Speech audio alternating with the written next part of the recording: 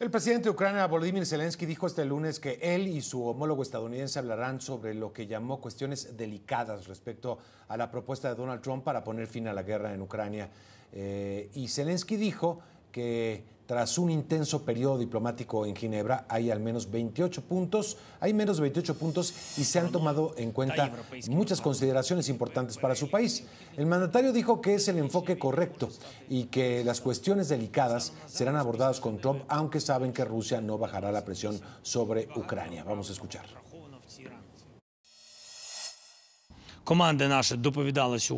Today, our team reported on the new draft of steps, and this is indeed the right approach.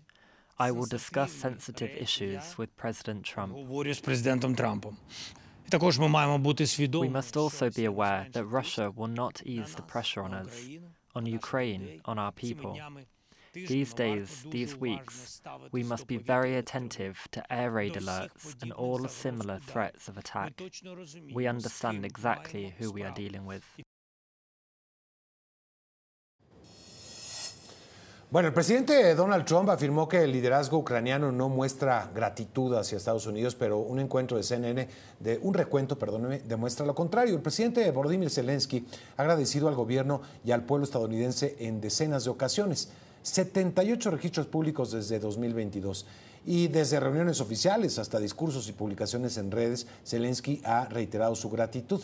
Bueno, esto pareciera una condición en plenas negociaciones, el ser agradecido. Así están las cosas en las negociaciones. Pero al parecer las negociaciones en Ginebra están llevando a algo, por lo menos a la modificación de estos primeros 28 puntos. Ya se habla por parte del equipo de Zelensky de que son más aceptables los puntos acordados, que podrían acordarse, pero falta también el visto bueno de Rusia. Ahora parece que lo que quedaría de este acuerdo inicial no sería tan favorable para Rusia. Está por darse a conocer y estaremos pendientes, pero vamos a conversar por lo pronto con Beata Gonja, ex embajadora de Polonia en México y catedrática del Tecnológico de Monterrey. Nos acompaña desde la capital mexicana. Es un gusto saludarte, Beata, bienvenida. ¿Cuál factible ves que este plan se lleva a la práctica?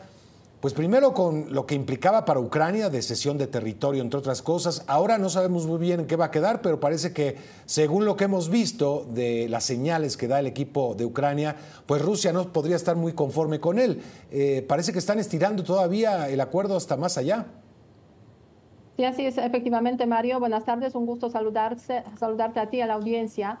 Este fin de semana fue bastante frenético porque efectivamente después de esa propuesta del plan de paz de 28 puntos que se filtró básicamente a los medios de comunicación, inició una segunda fase en Ginebra en las reuniones de Marco Rubio con representantes obviamente de Ucrania, con representantes de los países europeos sobre pues cómo cambiarlo, porque pues la verdad es que la propuesta inicial del presidente Trump ha generado muchísima controversia y muchísimo cuestionamiento en Ucrania, pero también entre los aliados europeos. Parece que en ese momento se han reducido esos 28 puntos a 19, se han eliminado de esa propuesta todos los puntos relativos sobre todo al tema de la OTAN, porque ha habido ahí temas relacionados con la no ampliación, por ejemplo, de la OTAN en el futuro. Se han eliminado los temas relacionados con el futuro de la seguridad europea, porque se ha hablado inicialmente sobre un acuerdo entre Rusia, Europa y Ucrania, básicamente en temas de nueva arquitectura de seguridad. Se ha hablado también sobre Polonia, imagínate, Mario, lo cual pues ha conmovido mucho al gobierno polaco en ese contexto.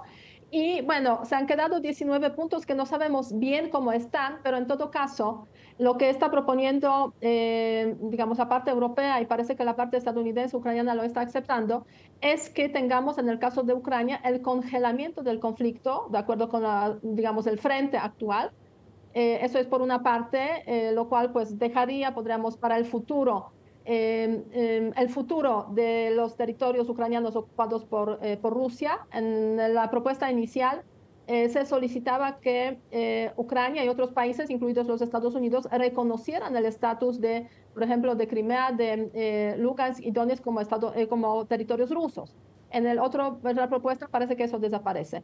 Y finalmente el tema, digamos, de las Fuerzas Armadas ucranianas, qué tan grandes quedarían, parece que también hay ciertas modificaciones. Inicialmente se quería que se redujeran a 600.000 soldados, ahora son como 850.000 elementos. Vamos a ver cómo queda en la nueva propuesta. También el tema de las elecciones en Ucrania, por ejemplo, se hablaba de que se necesitan que se celebren 100 días después de que se firme la propuesta.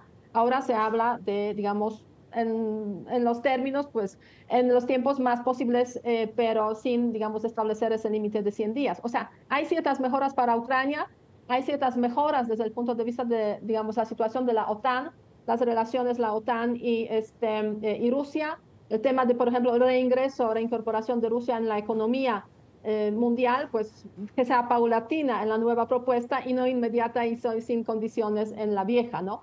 Pero como tú has mencionado bien, Mario, la verdad es que queda el visto bueno de Rusia.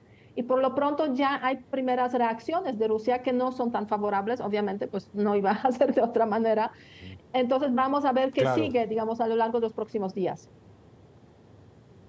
Oye, en todo esto, ya lo has mencionado y reiteradamente, está Europa en medio de todo esto, pero parece que en los acuerdos de paz pues no tendría mucho que decir. Finalmente tendrá que estar Europa presente para un acuerdo de paz definitivo.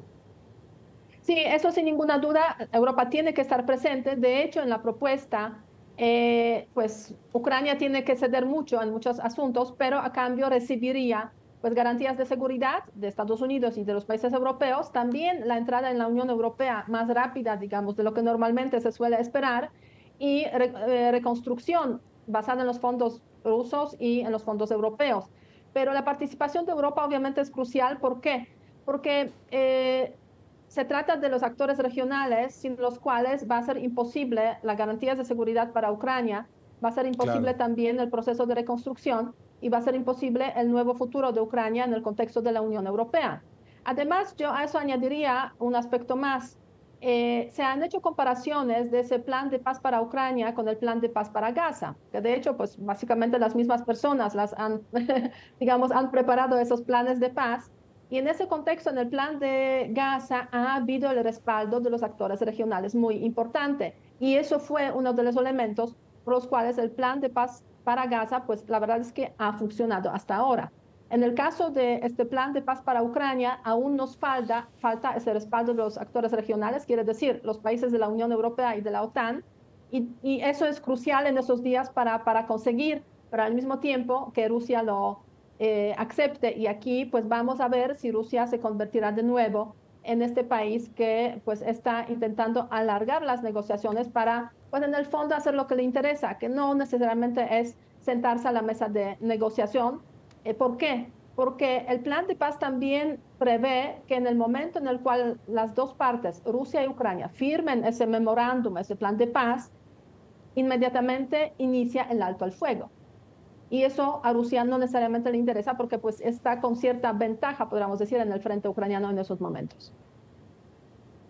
Por lo pronto se ve sumamente complicado que se pueda firmar para el Día de Acción de Gracias como se pretendía. Yo creo que eso, ¿tú crees que esa parte sea más flexible, que no sea esa presión tan grande como para esta misma semana, a finales de esta semana, tener un plan de paz, un acuerdo suscrito? Yo creo que es una fecha un poco flexible. ¿Por qué? Porque el mismo Marco Rubio, el día de ayer, hoy por la mañana, mencionó, digamos que, o sea, fue como un poco flexible al respecto, refiriéndose a esa fecha, porque Sí. justamente le preguntaron por eso también los periodistas. Entonces yo creo que sí, o sea, esa fecha de, digamos, Acción de Gracias fue como un impulso para que las partes pues se pusieron, digamos, inmediatamente a trabajar y es lo que estamos viendo. Ahora bien, vamos a ver si continúan esos trabajos o si vamos a tener una situación Bien. similar a lo que ocurrió con la cumbre de Budapest, ¿no? Que no olvidemos que hace un mes más o menos se hablaba de la cumbre de Budapest, de Trump, de Putin, quizás con la participación de Zelensky, y pocos días después ya se canceló todo. Entonces, ahora seguramente las partes van a Así ser más es. cuidadosas, tanto Rusia como Estados Unidos, pero tampoco es garantía de que se cumplan, digamos, los siguientes días como una fecha para alcanzar algún acuerdo. Bueno, profesora, pues gracias. Seguiremos obviamente conversando, si me lo permite, es la profesora Beata Wonja desde la capital mexicana.